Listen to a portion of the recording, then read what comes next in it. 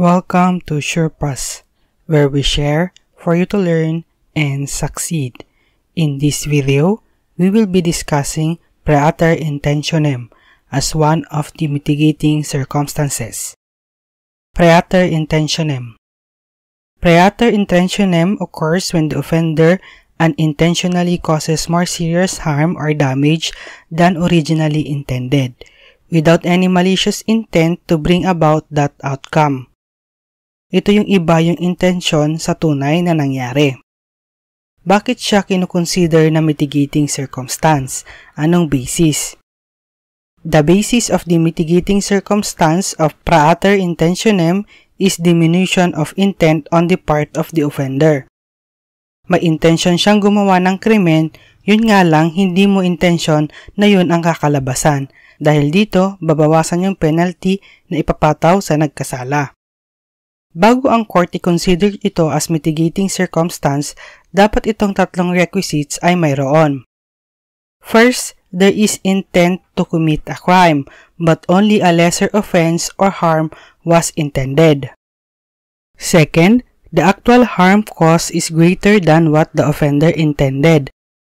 Third, there was no intention to commit a wrong as serious as the one that resulted.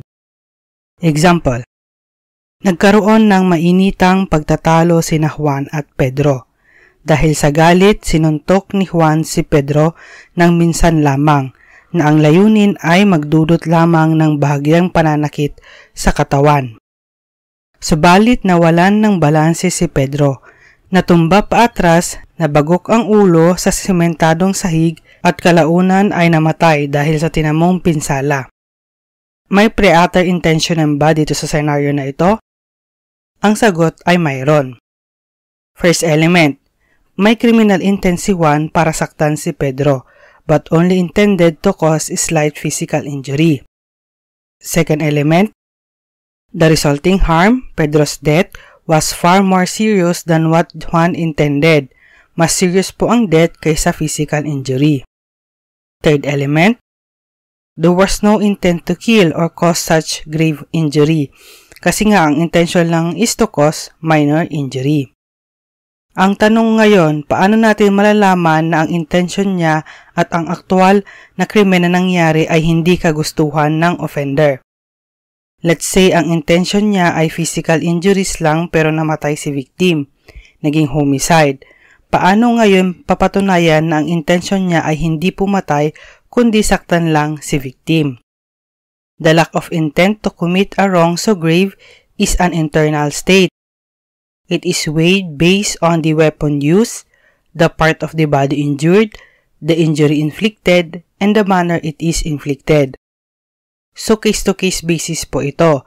Tinitingnan ng court ang ginamit na armas, ano ang sinugatan o sinaktan, anong klaseng sugat at kung paano ito sinagawa. Kung pinagsasaksak mo ng 5 beses ang biktima, clearly, hindi siya pasok sa praeter intentionem. Sa bilang ng saksak, intention mo talagang patayin yung victim. Instances when the mitigating circumstance is not applicable.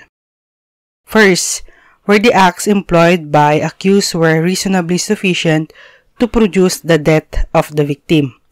Yung ginawa ng offender ay walang ibang result kundi mamatay si offender. Kahit sabihin niya hindi niya yon intention, pero yung action niya says otherwise. Second, crime results from criminal negligence or culpa. Sa culpa kasi, walang criminal intent, so wala agad yung first element. Criminal negligence ang meron sa culpa, hindi intent.